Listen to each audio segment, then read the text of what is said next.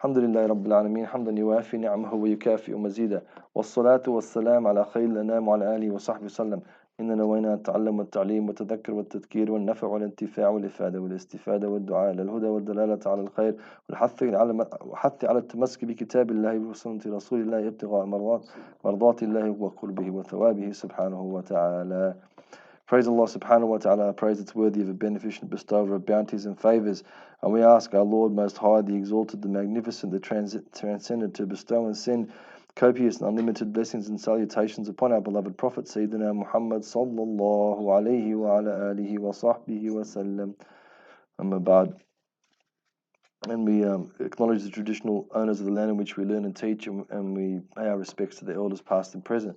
So if we go, inshallah, we continue in this book here with the yellow cover on page 60, the sixth intention. Can everyone see a copy? And he says, as we always do in the Arabic first, excuse me, it says النية السادسة ينوي الاعتكاف قال المؤلف رحمه الله رضي الله عنه وعنكم نفعنا به وبكم النية السادسة ينوي الاعتكاف في المسجد إلى حين خروجه منه وقال أنس بن مالك رضي الله تعالى عنه إن من الأعمال ما يحصى ثوابه إنها الاعتكاف وكان صلى الله عليه وآله وسلم يعتكف في العشر الأواخر من شهر رمضان. So he says that on that page 60, the sixth intention.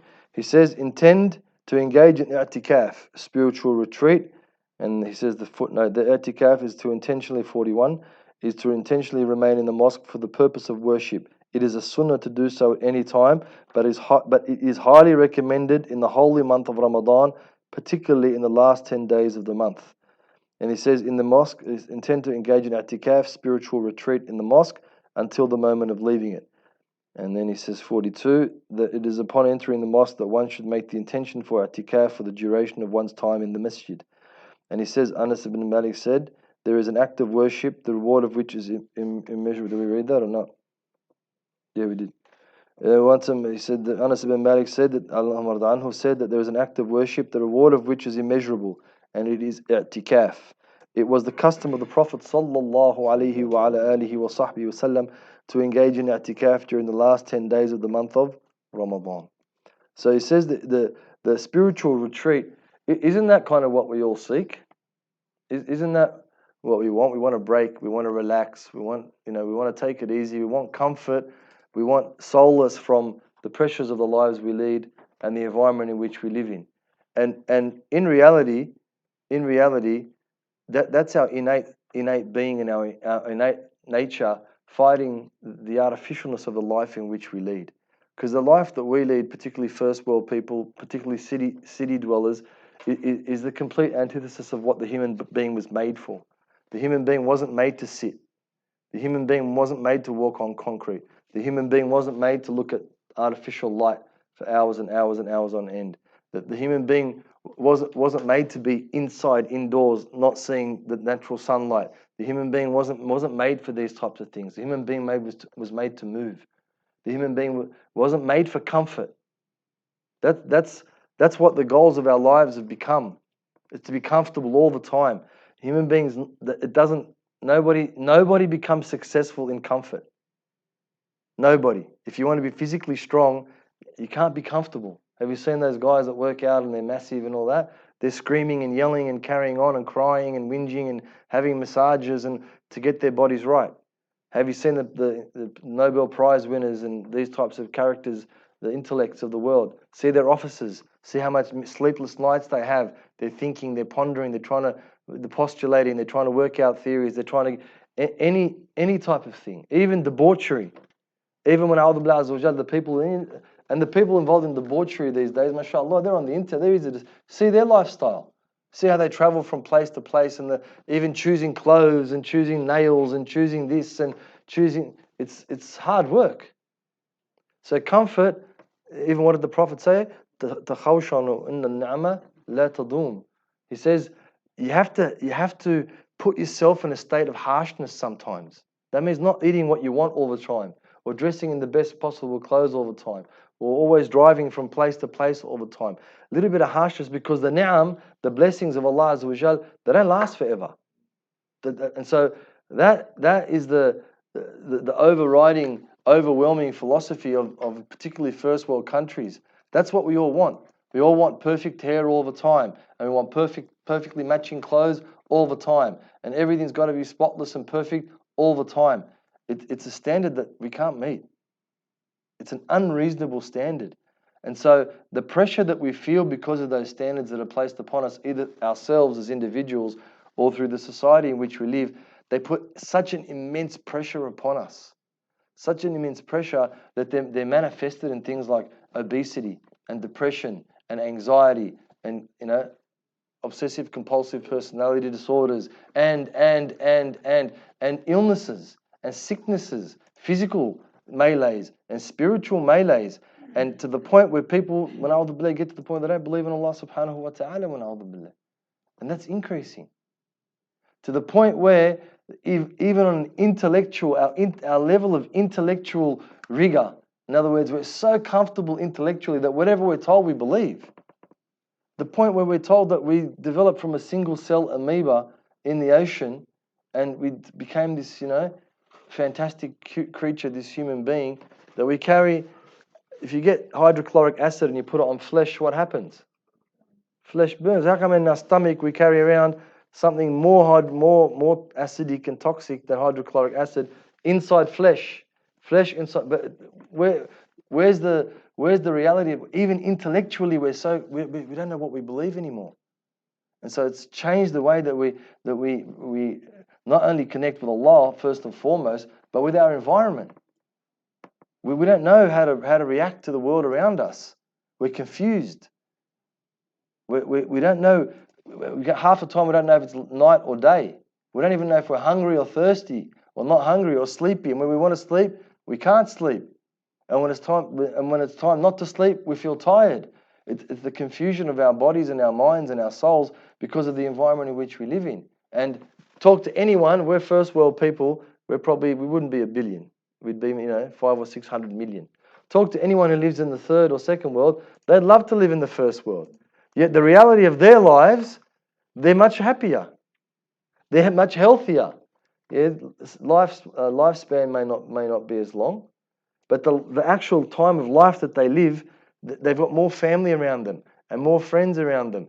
And those who are first or second generation Australians know from their relatives, they hear that back in the day when their father or their grandfather was in the old country, or grandmother, that they lived in a little house with 30 or 40 of their relatives, and they were all happy.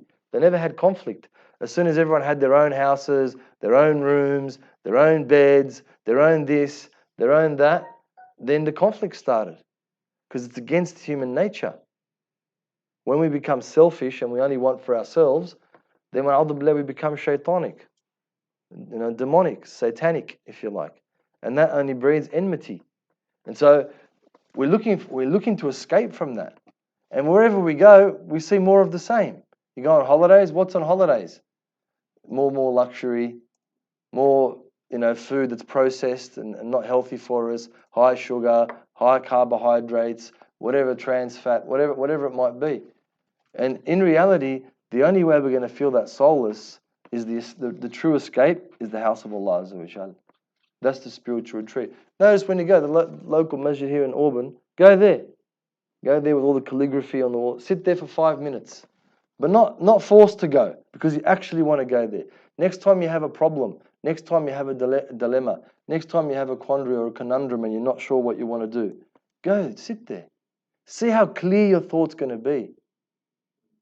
See how clear, because you're in the house of the most noble subhanahu wa ta'ala, the supreme subhanahu wa ta'ala, the creator of all things in existence subhanahu wa ta'ala. And there's no way that he invite anyone into his house subhanahu wa ta'ala and he let them leave empty-handed or disappointed. He won't do that subhanahu wa ta'ala. But the problem is us. We look to other than Allah subhanahu wa ta'ala. It's always something else is going to hanging out with my friends, talking to my friend, venting, on social media or whatever, going here, coming there, doing this, eating this, drinking that. That's going to fix me up. Or worse, having something illicit, alcohol or marijuana or cigarettes or it's getting, what is it, Molly and her sister and whoever else, the whole setup that's going on with A'udhu Billah Azza wa Jal these days. That's what we think, that it's going to, having a Panadol or taking something is going to make me relaxed. Yeah, but it's not. Because Allah Azza wa yumriduni wa huwa yashfin. He's the one who makes us ill, and He's the one who gives us respite from that illness. He's the one who gives us shifa from that thing. So, and that's the shirk al-asghar. Believe it or not, shirk al-khafi as it's called, all these things that I just spoke about, all of them, that's what takes us away from Allah subhanahu wa ta'ala. And is it any wonder that when you look at the statistics, ABS statistics, that atheism, for example, since the 70s or the 80s till now has increased how many fold? That's the first world. We don't need Allah anymore, astaghfirullah. I've got my phone, I can Google anything, I can find out anything, I can call anyone, FaceTime across the whole universe. The things like, I can do that. I don't need anything other than me. I don't need anything before. I got it. So I do. I pay. I got the money. If I don't have the money, I got credit. No problem. No worries. Borrow it. I'll give it to you. No worries. No, they had, at one stage for mortgages in the late 90s, they had no doc loans. They don't need any documents because the housing market was so buoyant. No doc. You show up, no documents, show your license. That's it. They give you a house. You can get it's true. Look it up. No doc loans. That's all the rorts went on. No documents. You get a whole house and whatever, $600,000-$700,000 back then. That's it. Just with a license. No documents. No proof of income. No, because the house prices were going up so quickly. So equity was increasing all the time. So if you came to buy the house for $600,000, they lent you had to have some deposit, but some of them you didn't have to have any. They gave you $600,000. After 3 or 4 months, that $600,000 house is worth $650,000. So there's equity there. They don't mind. The banks were just giving money, and the non-bankers as well. They deregulated the banking industry. So that's the world we live in. It's other than Allah. I got the bank, man. Well, have you seen the ads? Have you seen the ads for banks? They're acting like they're good people. Like they're doing you a favor. They're putting you in a mortgage, a bond until death. They're binding you till death for 35, 45 years, and they're acting like they're doing you a favor. Come with us, we'll help you, we'll fix you. And that's the world we live in.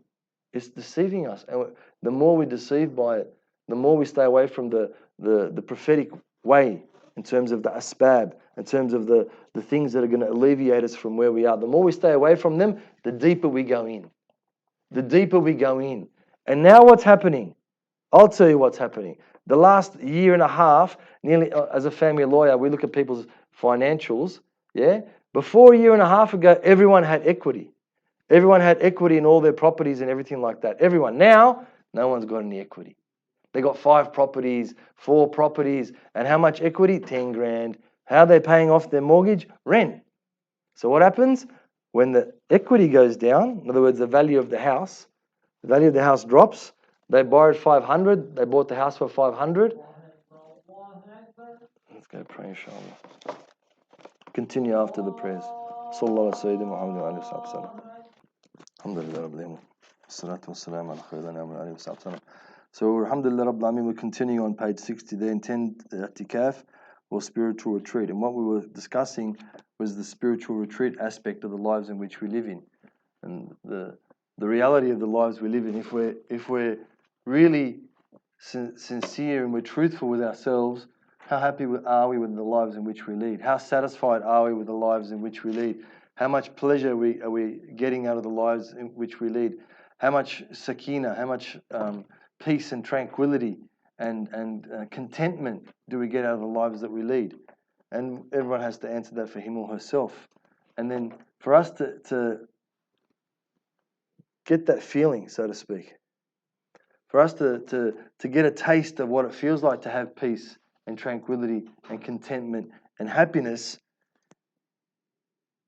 i'tikaf or being in the house of Allah Azza wa Jal is the door that opens up those feelings of contentment and pleasure for us, whether we want to admit it to ourselves or not. We try everything else, and in the end, the only thing that gives us peace and solace, after we try this and this and this and go here and come there and talk to this person and go there and eat this and drink that and take this and go there and spend this money and do this, in the end, when we've got no other option, what do? We turn to Allah. When we've got no other option, we put ourselves into a corner And then we say, I better turn to Allah, I better get, I better run the right game, do the right thing, be straight. And then we turn to Allah. Then what do we get after we do that? We relax. We feel at peace. We feel contented. We feel happy. So here the Prophet of Allah is giving us a way. Don't worry about getting yourself into that frenzy. Don't worry about getting yourself into that perturbed state where you don't know where to turn or where to go and how to act. And just go to the house of Allah subhanahu wa ta'ala. And for the sisters, the prayer mats they've got. It's even easier. And that's the seclusion. Spiritual seclusion that allows us to clear our minds. Allows us to, because it's a special spot. It's not just any house. The rahmah of Allah Azza wa Jal, it descends on the Kaaba. And from the Kaaba, it's distributed to the houses of Allah Azza wa Jal throughout the world. And those musalleen, those people who go into the house of Allah Azza wa Jal, take the rahmah on their shoulders back to their homes. It's the essence of the place of rahmah is the house of Allah subhanahu wa ta'ala. And rahmah is what brings us the peace. Rahmah gives us that feeling of being happy and content. So instead of wasting our time trying this and try that, the newest, the latest, the strongest, the better, cut to the chase. He says, intend to engage in i'tikaf, spiritual retreat in the mosque until the moment of leaving it. So that was the tradition of the Salaf. When we enter the masjid, who knows the dua for entering the masjid? Alright, Bismillah. Allahumma aftahli abwaba rahmatika. That Allah Azza wa Jal opens up the doors of His rahmah for us, because that's the place where it gets delivered anyway. After making that dua, the Salaf of Ba'alawi in particular, they taught us that we say, Inna nawaitu sunnat al-i'tikaf. That we've made the intention, Ya Allah, even though we're only going to go and pray, for example, we only got time to do whatever it is, but still, anytime we enter the masjid, we make the intention for that spiritual retreat. Try it and you see. Another al-i'tikaf, another. Sometimes you make a pledge with Allah Azza wa Jalla, Ya Allah, it's not a good thing to do. I mean, it's jaiz, but in our day and age, it's better to leave it. But anyway, just so that's what the Salaf they used to do. They used to pledge to Allah, Ya Allah, I'm going to pray 100 rakat if, whatever, my chicken lays an egg, whatever. If I pass my HSC and get 95 or whatever, I'm going to pray 100 rakat in one night. It's not the best thing for us to do, but it's called a nadhr, where you make a pledge to Allah. So the Salaf of Ba'alawi, in other words, the predecessors, the pious Mashaykh and ulama and awliya of the people of the descendants of Sayyidina Ali, the family of Sayyidina Ali, they used to say that inni nawaitu al-i'tikaf, sunnat al-i'tikaf, wa sunnat nadhr al-i'tikaf. To make the intention for i'tikaf, to make the intention for the sunnah of i'tikaf, because that's what the Prophet used to do, alayhi salatu wasalam, and the nadhr, to make another, to say, Ya Allah, my intention, I make another to you, Ya Allah, a pledge to you that while I'm in the masjid, I'm doing i'tikaf. And it's all the same thing. You're just going to the masjid or the prayer mat, as the case might be. But it's the thawab, as we have said previously and over, that ilm, knowledge, gives us the insight. It allows us to benefit a great deal from a small act. Or it allows us to get multiple benefits from just one act. And that's that intention. I intend i'tikaf, I intend the sunnah of i'tikaf, and I intend the sunnah of making another to go into i'tikaf. That's what the Prophet used to do, alayhi salatu wasalam. He says, Anas ibn Malik said, that there is an act of worship, the reward of which is immeasurable, and it is i'tikaf. It was the custom of the Prophet ﷺ to engage in i'tikaf during the last 10 days of the month of Ramadan. So it's immeasurable. La tuhsa. No one can account for it. Immeasurable. And it's i'tikaf. Because one is saying to the whole world, to all the, the advertisements and all the things and all the pleasures so-called and all the fantasies and all the desires, no, not doing it. No, I'm not going to go and, whatever. I'm not going to go and trim my eyebrows. I'm not going to go and, buy these pairs of shoes. I'm not going to go and get that handbag. I'm not going to go and look at this thing. I'm not going to go and watch that thing. I'm going to leave all these things to go to the house of Allah Azza wa Jalla, to seclude myself away from all my desires, all the things that I consider pleasurable, even though they're really, in the end, they're not. They're ephemeral. They're just momentary pleasure.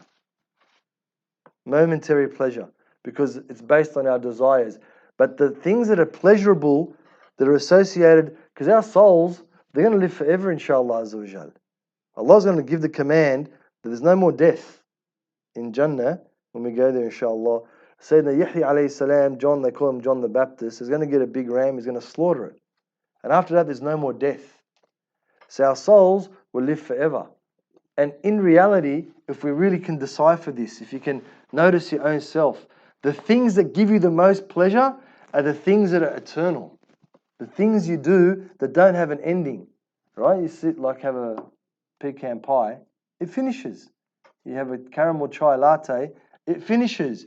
You drive a car, it finishes. You wear a pair of pants. These days, no one ever wears anything that gets ripped. We just chuck it away because that's it. You get the latest, here's the best example, the latest phone. How is it when you first get it? Oh my God, the phone. It's got this, and it's got that, and it's got this, and no one touch it. Don't touch my phone. What are you doing? Don't touch my phone. Then after what? How long? You tell me. Oh, come on, 1 year, couple of weeks. After a couple of weeks, you find that, where is my phone? I lost my phone. Can you ring me? Because I lost my phone. I don't even know where it is. That's how bad. Why? Because it's tied to something that's limited. It's tied to something that's limited. But when someone tells you they love you, they appreciate you, thank you, because it's a thing of the soul. When you do something for Allah, you give sadaqah fi sabilillah, when you give some money fi sabilillah, when you do some dhikr, when you read something about Allah, you watch something about Allah, about the Prophet, about someone, and you get that spiritual high, well, it doesn't finish. You want more. You want more. Because why? It's tied to the eternal. And our souls are tied to the eternal, subhanahu wa ta'ala, the never ending, without beginning, subhanahu wa ta'ala, the everlasting. So things that are, they give us the true pleasure. It's actual, true pleasure because it's tied to the soul. It's not tied to our desires. Our desires what? Oh, last time I had iPhone, now I want Samsung. Then I used to wear this, whatever it used to be, but filler. Everyone used to wear filler in the 80s, 90s.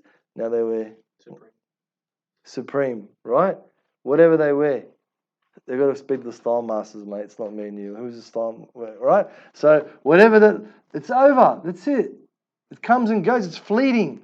And the emotion and the pleasure tied to it is fleeting. But the thing that's eternal, the thing that goes on forever, the pleasure of that, it goes on forever.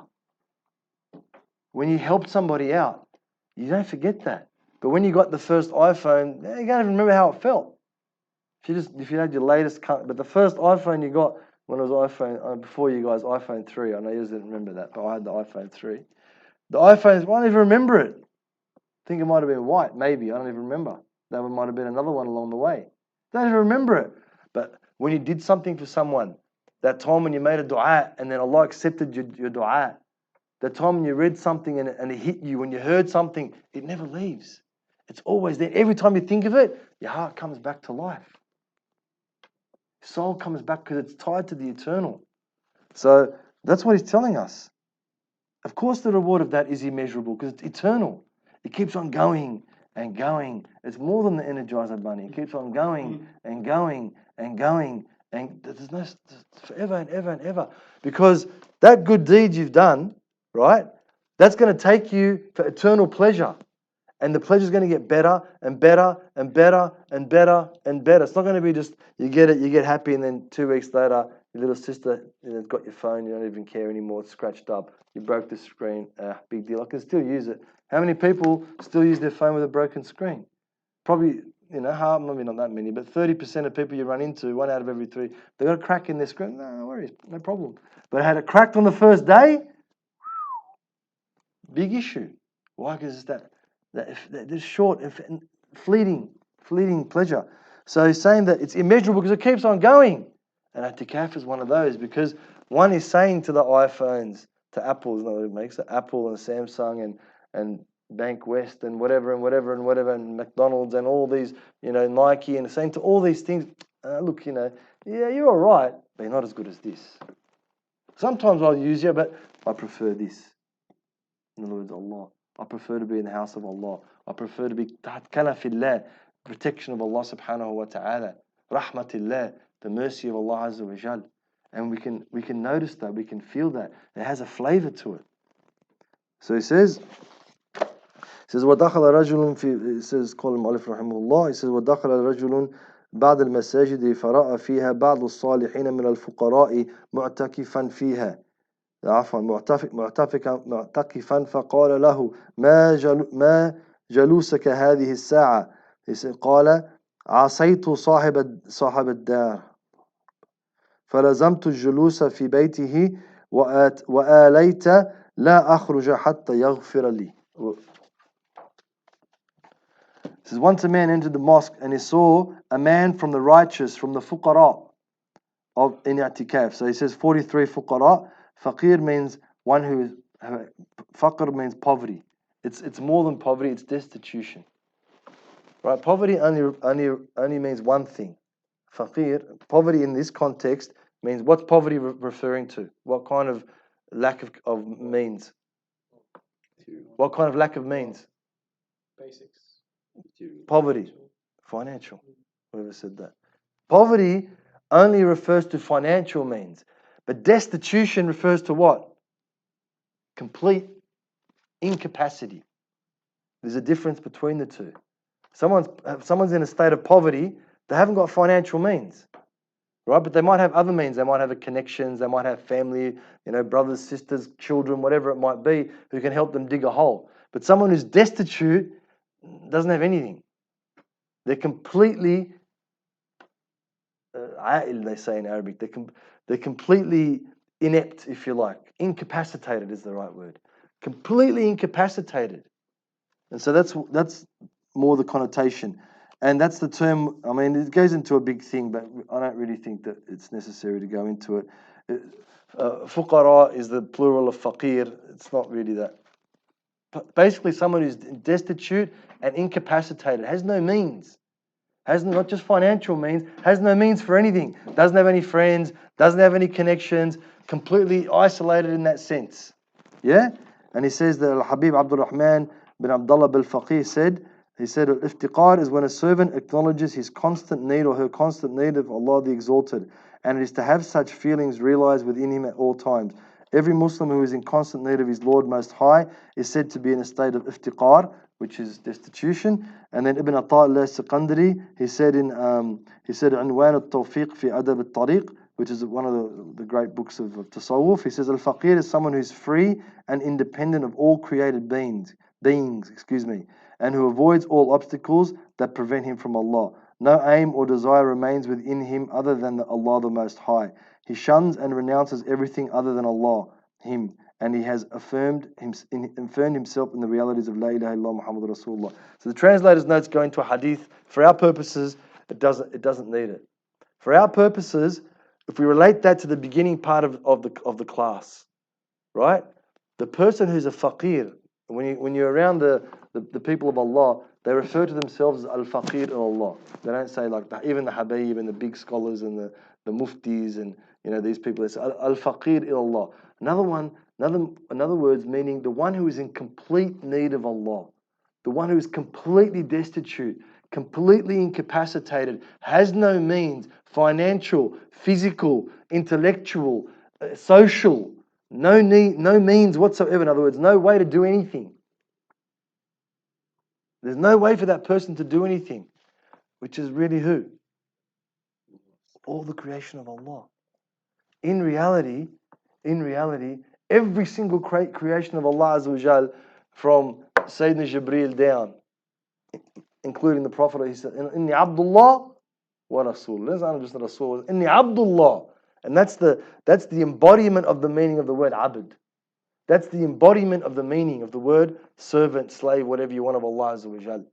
So he says the man walked in and what did he see? One of the fuqara, just an average Muslim in other words, but a true believer.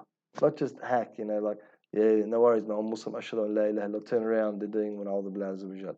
Not one of those people. And when he came and he saw him, so what are you doing in the mosque at this hour? What are you doing here? So in other words, it mustn't have been a time when Fard prayer was on. It might have been, maybe it was in the morning, for example, way after like 9, 10 o'clock, when it's way after Fajr and way before Dhuhr. And this guy, what are you doing here? He goes, Asaytu Rabbi, I disobeyed Allah. I disobeyed Allah Azza wa Jal. So I came and I'm not leaving, yeah? I'm not leaving until Allah forgives me.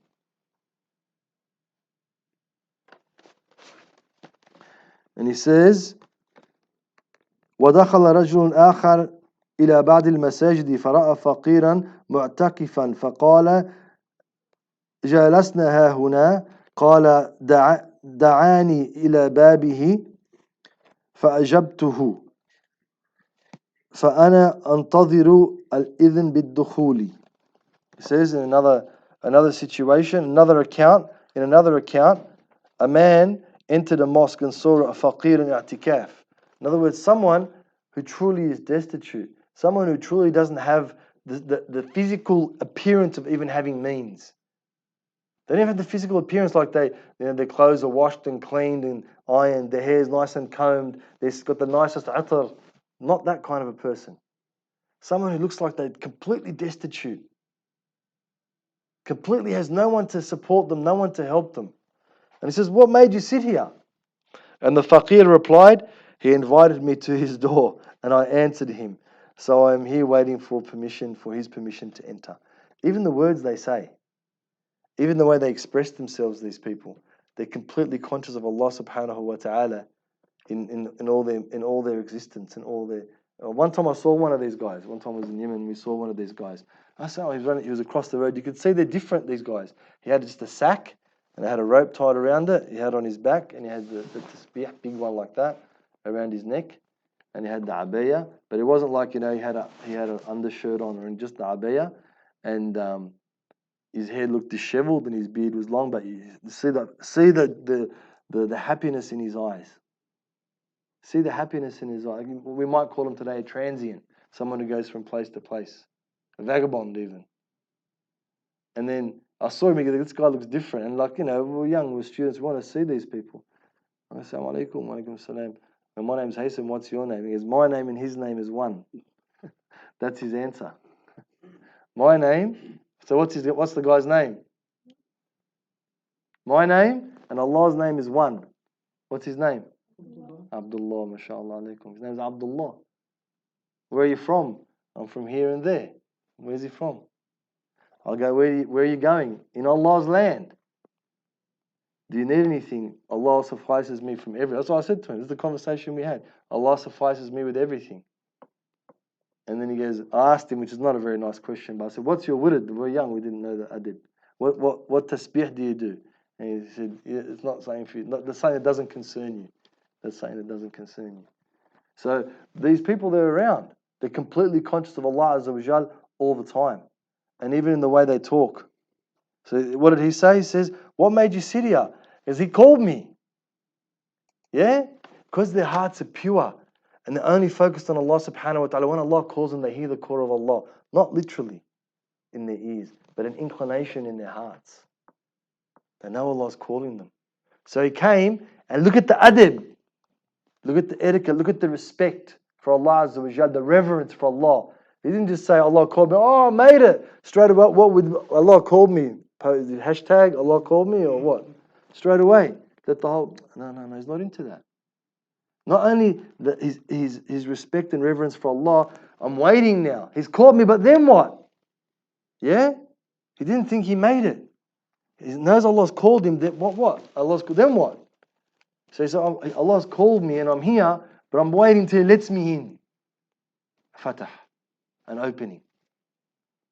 So these are the people of Allah subhanahu wa ta'ala. And the Habib, Jazakallah khair, Habib Muhammad, he's showing us how to do it. Like we think it's like some complex thing that, you have to the sky has to open up and a light has to shine on you and then, you'll fly around and whatever. It's not. The secret is in the simplicity. Because it's the lowest common denominator. Anyone bi-idhnillah azza wa jal can do it. Anyone bi-idhnillah subhanahu wa ta'ala can do it if they have that intention and they strive in the right way and they emulate the Prophet of Allah alayhi salam. Any questions about any of those things? Any of these guys and what they're about? Or anything? I'm going to ask, generally. So do's and don'ts of i'tikaf, the adab, how to actually perform it properly. So if you want to do i'tikaf, staying overnight in the masjid, like in Australia, you've got to seek the permission of whatever committee or management structure there is in that masjid. You got to, whatever they're doing, you've got to make sure that you're involved, because you can't just go to the house and say, that's it, it's the house of Allah, get out. No, these people, they're responsible for it, they're maintaining for it, they maintain it, or whatever, they pay the rent, they pay the electricity, whatever they do. So that's first and foremost, is to get permission there. The sunnah i'tikaf is to go before the time of Maghrib, because the i'tikaf generally it's a night thing. Is to, when you make the intention to go i'tikaf, not to leave the house of Allah subhanahu wa ta'ala, except for a haja, except for like going to the bathroom, having something to eat. Back in the day, that was how they did it, because the houses were close and there wasn't facilities like we have in our masjid today. But they're the excusable things. In other words, permissible things that we can do. We're in the house of Allah to maintain wudu as much as possible, to read the dua of going in, to make the intention of i'tikaf, and to involve oneself, and that'll be next time, inshallah, that'll be the intention, what we involve ourselves in. So maybe we'll leave that to next time. But that's the intention of i'tikaf. And Abu Hanifa, Allah marda anhu, he used to go i'tikaf, but he was ma'roof. Everyone knows who he is. So when he used to go, people started asking him questions, about this and about that, and legal questions. So he used to get his ridat, and then he used to cover himself, and he used to make his own tent for himself, so that people would leave him alone. And in the masjid of the Prophet ﷺ, in the last 10 days, they used to put actual tents in the masjid, and people would go in, because you don't want to leave your belongings around. You don't want to leave your whatever towels and bags and whatever else, not to spill in the masjid, not to put food in the masjid, these types of things, not to disturb other people in the masjid who are praying in particular. So there's some of the basics of i'tikaf. For our purposes, maybe we can leave it for another time as well, but for our purposes, it's the intention that we have. And then tied to that intention is the understanding of what Allah Azza wa Jalla is going to give us, bi'idhnillah subhanahu wa ta'ala, if we make the intention to have i'tikaf in our masjid. And like I said, for the sisters, a lot easier for you. Bring out your prayer mat, read the Qur'an, i'tikaf. The brothers, you can do that too. You can make a prayer mat and make it a musalla, or make it waqf, make it into a masjid, and then you can do that. So for the sisters, it's easy. As long as you're doing things that are involved with the deen, reciting Qur'an, doing dhikr, ilm, reading, meditating, making dua, these types of things, then that, inshallah, will be counted as i'tikaf. Question from one of the sisters. Salams, can you please ask a question? What are Shaykh Haisam's thoughts on what occurred in Parramatta this week, and how should we as a community respond? I know some sisters have voiced being fearful of wearing hijab and being out in public. How can we continue to encourage our sisters in particular to not be fearful? It's a good question, mashallah. I think, it was, subhanallah, divine timing in that, because just a few days ago, the Islamophobia report was released, and it talked about the incidences of hate and violence and Islamophobic acts towards women, and the majority of them, 60% of the acts were towards Muslims. 60% of those were perpetrated towards women, including ripping off their hijabs, and I think it was about around 30%. I had only a brief look at the numbers, but around 30% of the acts, the violence, the discriminatory acts committed against the Muslim women were in front of cameras and things and guards. People are becoming brazen; they don't care anymore. So, in terms of that, al-waqaya khayru min alfi ilaj, right? Being careful is better than 1,000 treatments or medicines. In other words, al-wiqaya, prevention is better. Prevention is better than 1,000 cures. I know we love our caramel chai lattes. I know we can go anywhere we want in the world. We're free. We're first world people. That's what we think. But I mean, we got to consider where we go. Like if it's an area where people are getting drunk, if it's late at night, we have to consider these things. Whether we're male or female, it doesn't make a difference. It doesn't make a difference. And we have to consider what we're doing and who we are in our own situation. We can't always play the victim card. We have to be intelligent enough and close enough to Allah Azza wa Jal to realize what our personal limitations are. And we're entitled to go have a good time and drink a coffee and hang out with our friends, but we have to temper that with in other words, we have to match that up against the vibe that's in, you know, the hal, the state of the community and the environment in which we live. We've got to be smart. You know, we can't be silly about it. We can't just think that I got it right. Yeah, you got it right. No one's denying you that right. But would you rather get into a situation where, you know, you were injured because you were expressing your right, or would you rather be in a situation where you don't fully express your right to protect yourselves from being in that situation? So first and foremost, for the sisters, need to protect yourself. And the thing is, I mean, it is a very, very heinous incident. If anyone saw the video, it was wow. It was stomach turning. It was heartbreaking, heart wrenching. It was crazy. The thing is, it's not an endemic situation. So the sister was talking about wearing hijab and all that. It's not endemic. In other words, not everywhere the sisters are going that's happening to them. So the hukam of changing or taking off the hijab or wearing hats or something like that, in my view, wouldn't be applicable. I mean, I haven't got all the data, and I haven't researched it, but from what I understand, that wouldn't be the case. But certainly it would be applicable to be wary of where you're going, to be wary of who you're with. I mean, that's why in our deen as well, you know, having your mahram with you is a beneficial thing. That's something that everyone has to consider on their own terms. Everyone's got to consider on their own terms and in their own way of life. And then the other thing is, things like the Islamophobia report that came out. I think there was one in 2016 or 17, and this one 2 years ago, so 17, and then this one 19. It's great to have it. It's great that it's done, mashallah. It's a first. And it's horrendous. When you read it, if that happened to any other community except maybe the Aboriginals, right, because they go through that when all the deaths in custody, and they're the most oppressed people in this country. No one can deny that. If it happened to any other group of people other than maybe, there'd be an uproar. There'd be an uproar. So let's not play the victim. What are we doing to pass out that message? When did we contact our members of parliament? When did we contact, you know, have a conversation with the local constabulary, in other words, the local police, or whoever it might be that we think could make a difference in that regard?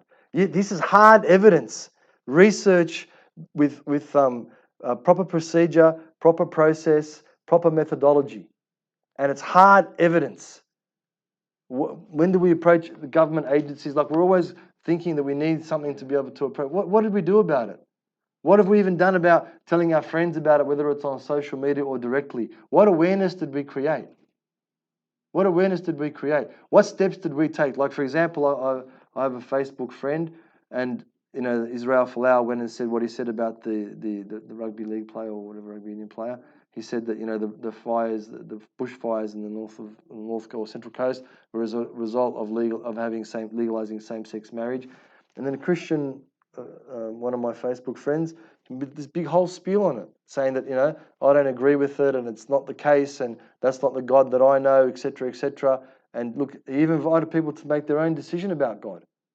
I was saying, I don't even do that when, I mean, for us it's a little different because we're a minority, so we can't just every time there's a terrorist act go on, because it incriminates us just by association. So we need to be a little bit careful. But my point is, what activism are we doing? What proactive things are we doing to change the society in which we live in? What are we doing in that regard? And then, look, you can also think about it in terms of, there are plenty of places to go that have good coffee, that they're Muslim areas, that are Muslim coffee shops, that there are Muslims around. If you want to make sure you protect yourself. So yeah, it's extremely heinous. And may Allah Azza wa Jal give shifa to that sister, inshallah. And the guy, to me, not a normal person wouldn't do that. Like the way you see it on the video, that's not a normal person. That's someone who's got some serious psychological issues, or they're on some serious illicit substances that are, in other words, they're not there 100%. He was a big guy. She's this tiny little lady when I was there, and the way he was attacking her, it was so vicious. It was so vicious. And the exceptions don't make the rules. Like, they're the things, that's my view. That's my personal view. You know, that we need to be careful about where we go and what we do, what times we're doing it, and how we socialize and how we do those things. We need to, you know, really look at ourselves and be certain that the things that we're doing are going to make Allah happy. And the things that we're doing are going to keep us safe, inshallah azza wa jal, irrespective of the fact that we have right to go and, you know, freedom of movement and freedom of congregation to an extent in Australia anyway. But that's my view that on that. But we have to be on the front foot. If we have something like that, I think there was like 360 or 370 instances where it's just cold, hard data They've got to be pushed out. And look, the responsibility of the individual is far less than the responsibility of the organizations, right? Muslim organizations, particularly the big ones, need to pull their finger out. That's my view. They need to get on the front foot on this, and they need to be united on this, rather than acting always being self-interested. Self-interested, if it's not my organization, if it's not my mosque, if it's not my group, then I don't want to be involved. Yeah? How can you say you're representative of your own community if you're not pushing that agenda? If you're not using every single contact you have to say, this is what's happening in Australia. Muslims are being targeted just by the fact that they're Muslims for no other reason, and particularly women. And particularly women who are obviously Muslim by the fact they're wearing hijab. So the onus in that sense. So that means if you can't contact your local, then whatever group wherever you pray, whatever group your family is affiliated with, you need to be asking that Muslim association, hey, what are you guys doing about this Islamophobia report? What are you guys doing? Emailing them. Go do that. Email them. Well, this report came out. I don't know if it's on PDF yet, but here's a copy of the report. What are you going to do to further the cause of Muslims in this country? What are you going to do to create more social harmony for all Australians in this country by being a contributor to the reduction of Islamophobia? How are you going to keep me safe? You say you represent me.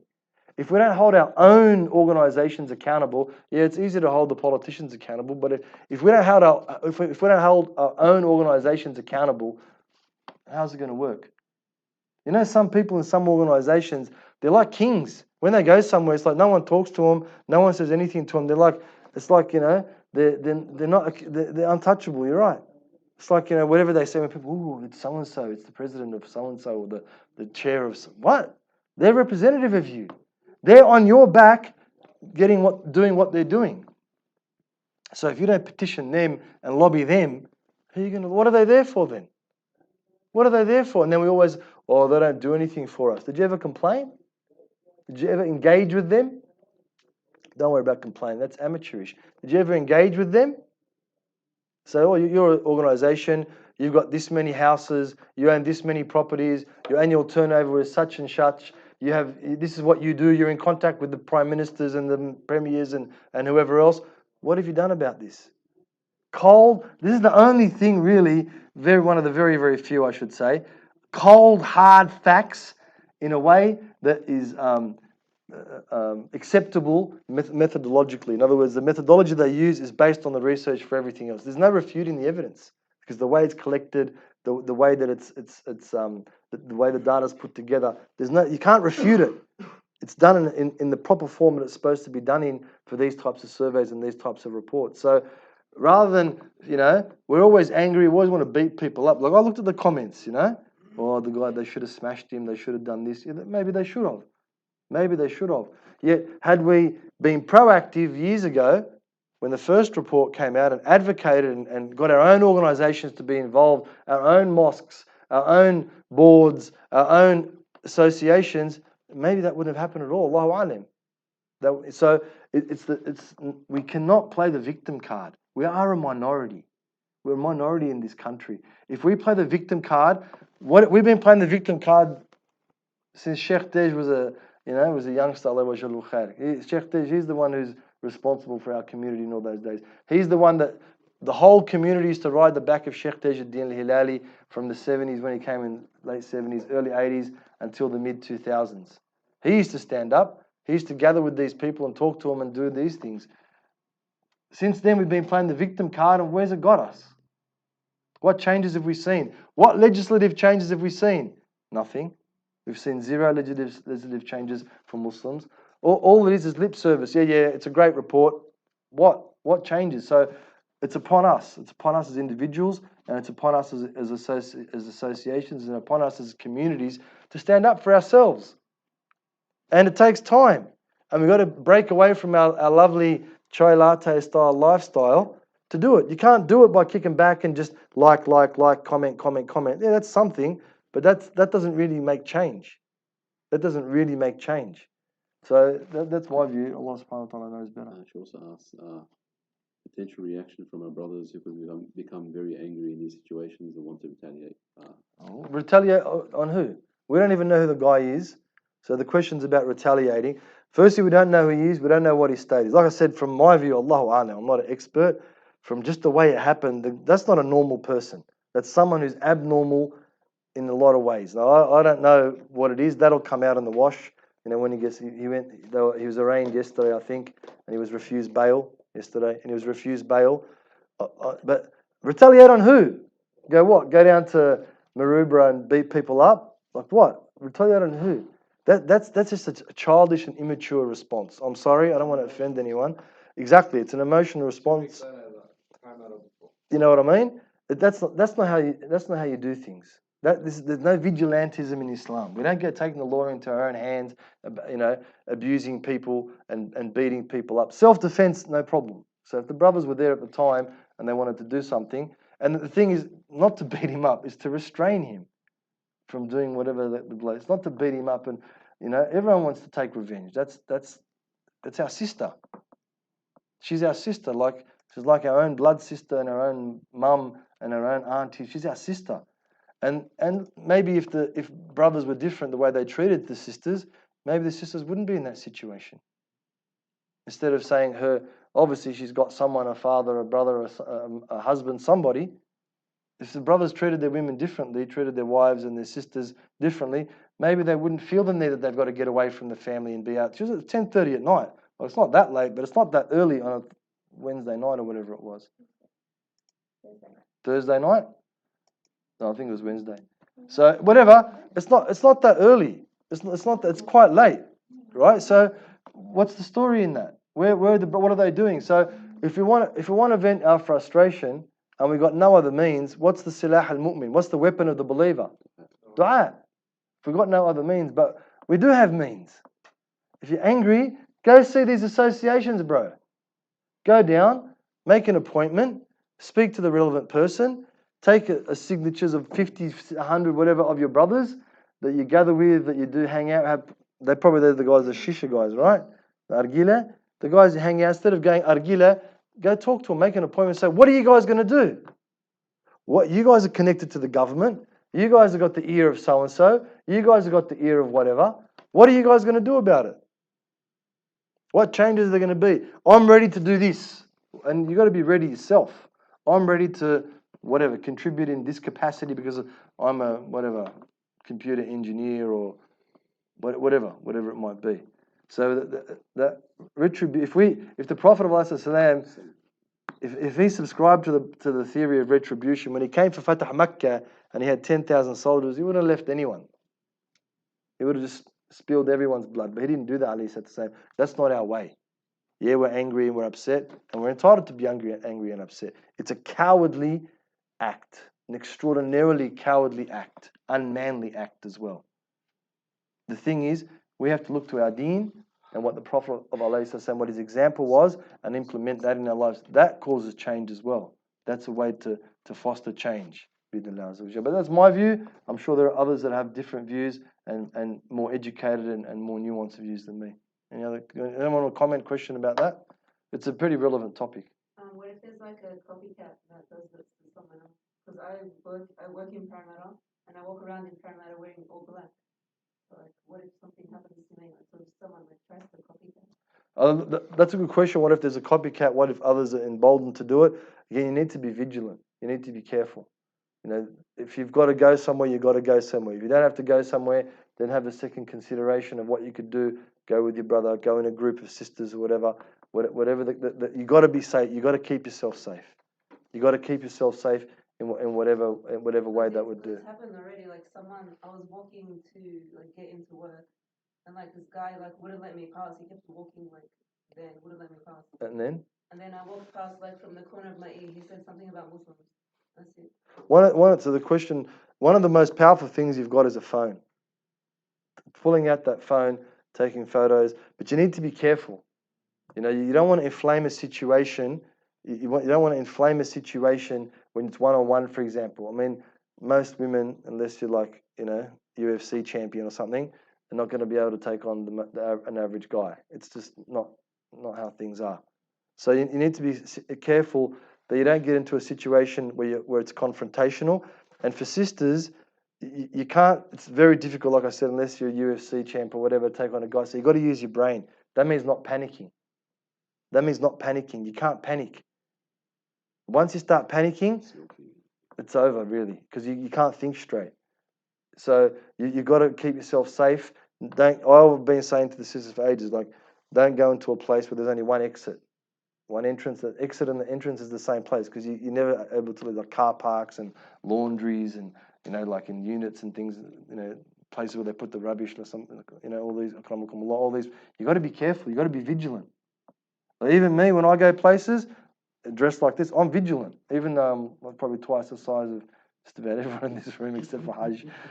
That's not a reason. I'm always vigilant. I'm watching what people do, how they're acting, how they're looking. And now it's a lot better, but like in the early 2000s, people were calling me Osama and yelling and terrorist, and every day. I used to work in the city. Every day. I never had an incident. Maybe that's because I'm a male, and maybe because I'm pretty big, tall and heavy. But I'm still vigilant, always, wherever I go, even in the car. From where my imam, and there's a group of young blokes, mainly it's alcohol fueled and things like that, or, you know, but yeah, people are becoming emboldened, and you need to report those types of things. So there's the register, the Islamophobia Watch register. You need to report it. What the time, the date, the place, what happened, depending on what was said as well, even to the police. Because the more reporting we have, the more of it. That's why that report is so important. Because the more reporting we have, the more fact-based evidence we have of it, then the more pressure we can put on governments and powers that be to assist us. Other communities, they do that every year. They get like $10 or $12 million every year funding for security guards at their churches, at their places of worship, at their at their schools, at their functions, all the time. And the police presence in whatever they do is heightened. In other words, if someone complains or someone rings up or whatever the case might be, police respond very, very quickly because of the research they've put out there. So we've got to be vigilant and we've got to be proactive. It's not an easy subject. It's not like something that's just off the cuff. You can't just deal with it off the cuff. It takes planning. It takes strategy. And the sisters have to speak up. You have to speak up about these things if they happen to you. You know, at the time, all right, one thing. The one other thing in the States that's so much better, they got like, you can carry mace and you can carry these alarms, these pepper spray they call it. But in Australia it's illegal. You can't do those things. So which is a bit difficult for a sister in particular. But there's these alarms. You get those personal alarms. I don't know if they still sell them. Yeah, you can just pull the pin And it makes a super loud noise. Just get one, put it on your keyring, or a whistle on your keyring. You know, attach it to your phone, because that's what you're attached to. So get it and put it on your phone. Things like, and even if you're really serious, learn self-defense. There's no haram in learning self-defense. Become UFC champ, so to speak, right? So that you can defend yourself. So if someone does attack you, if someone does something like that, it's not to harm them, it's so that you don't get harmed. It's learning certain things like that. There's no aib in it, and there's no haram in it. But that depends on you, what your situation you're in, and what you do, and where you go, and the lifestyle that you want to lead, and what you're prepared to as we said, to prevention is better than cure, to stay away from certain places and times so that you don't put yourself in that situation. It's a personal thing when it comes to that as well. Any other, particularly from the sisters, any questions, anything like that? All good? Alhamdulillah. Tafadhal.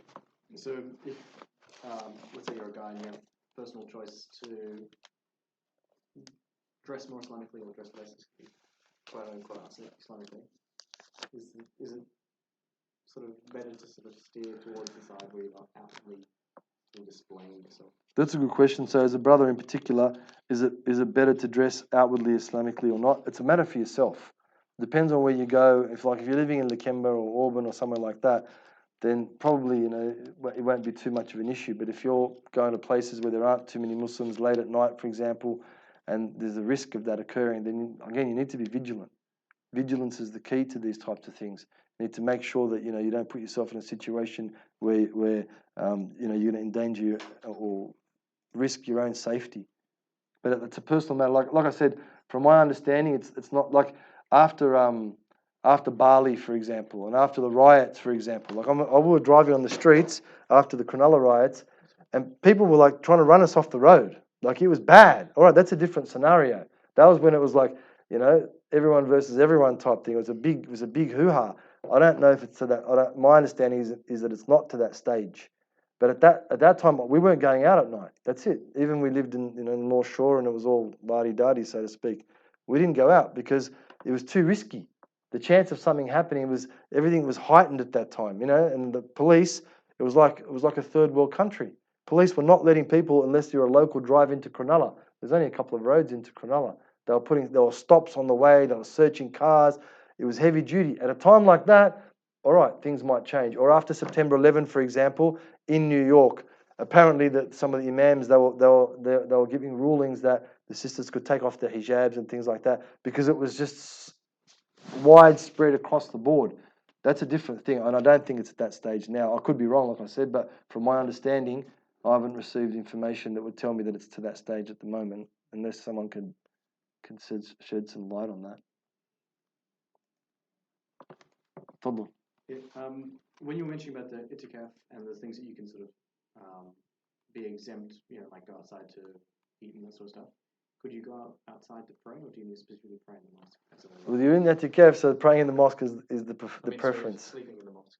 To sleep in the mosque as well. Yeah, itikaf is, if you can, to do the proper itikaf after Maghrib, and you can leave after Fajr if you want to for one night, but if you can do it for more. So the Prophet ﷺ, he never left the last 10 days of Ramadan in itikaf. Every last 10 days of Ramadan, he would always be in itikaf, so he can catch Laylatul Qadr, Qiyam and Tahajjud and these types of things. Yeah, so don't like sleep at home and then come back. If you sleep at home, there's no tahajjud in that sense. There's no afan atikaf in that sense. So you get the atikaf for the time you're in the masjid, but the atikaf of seclusion overnight, you won't get the reward if you go home to sleep. No. Also, with doing the tahajjud prayer, you know, it's the last third of the night is recommended time. Does, let's say, like half an hour before Fajr still count? Of course, 5 minutes before, 1 minute before Fajr. So any time before Fajr.